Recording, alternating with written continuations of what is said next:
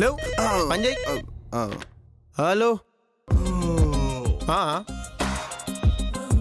గట్లనా వస్తున్నా.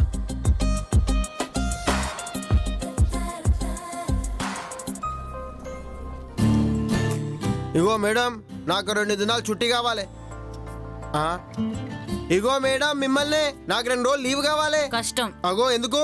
ఎందుకంటే ఏంటి సీను, రోజుకు ఒక మర్డర్ 2 మానభంగాలు జరుగుతుంటే నీకు లీవ్ ఎలాగిస్తారు? అవన్నీ నేను చేస్తున్నా, నన్ను అంటున్నావు? చూడు, లీవ్ అడిగితే అదే జరుగుతుంది. ఏందండి అన్యాయం?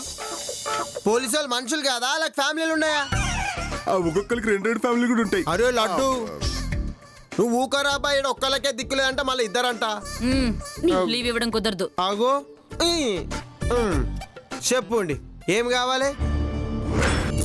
ఏంది మీ కంప్లైంట్? మీ కొడుకు మీ ఇద్దరిని బాగా తోం పంపించిండా, గదే కొట్టి పంపించిండా అంటున్నా. కాదు బాబు, మా వాడిని మీరే చెతగొట్టి ఫుట్బాల్ ఆడుకున్నట్టు ఆడుకుని మీరే పంపించారు. అవునయ్యా, గొడ్డుని బాదినట్టు బాదారంట. తప్పు చేస్తే బాధక చంకనెత్తుకుంటారా? బాగా చెప్పారు. జేబులు కొట్టారేటి? కాదమ్మా, మీ ఇన్స్పెక్టర్ గారిని పెళ్లి చేసుకోమని ఏసీపీ గారు పురమాయిస్తే ఆయన మాట కాదనలాగా వచ్చాడంట. మీరు గాయన తాలూకా? నువ్వు ఇంకేమన్నా చెప్పాలా? ఇంకేమన్నా అబద్ధం చెప్పాలనుకుంటే చెప్పేయి. నేను చూడాలనుకుంటున్నాను నన్ను మోసం చేయడానికి నువ్వు ఎంత నీచానికి దిగజారగలవు అని. ఎందుకు ఆలియా, ఎందుకు నువ్వు ఇలా చేసావు? నీకు తెలుసు కదా నానమ్మ తర్వాత నీ ఒక్కదానిని కదా నేను పూర్తిగా నమ్మేది. ఏమన్నావు నువ్వు? ఈ మధ్య అన్నిటినీ మర్చిపోతున్నావా? అది చాలు. వాటిలో ఉన్న శక్తి విషయాన్ని గ్రహించి మనకు వివరిస్తాయి.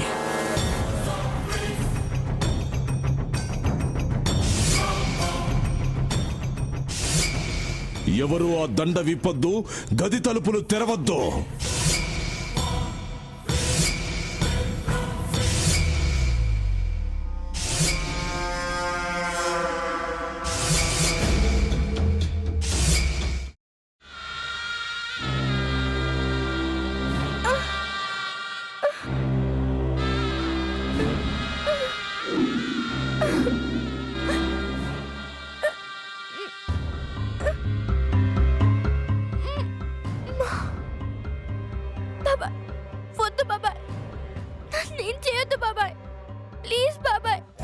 నీకు నిజం తెలిసినప్పుడే నా ఆలోచనలో నువ్వు చచ్చిపోయావు.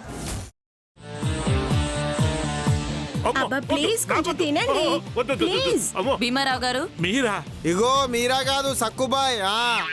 అవును, మీ పనామే లేచిపోయిందని చెప్పి కంప్లైంట్ ఇచ్చినావు కదా. రేయ్, ఆయన కంప్లైంట్ ఇచ్చింది లేచిపోయిందని కాదు, కనిపించడం లేదు అని. అట్లానా? సరే మేడం. ఇడియట్.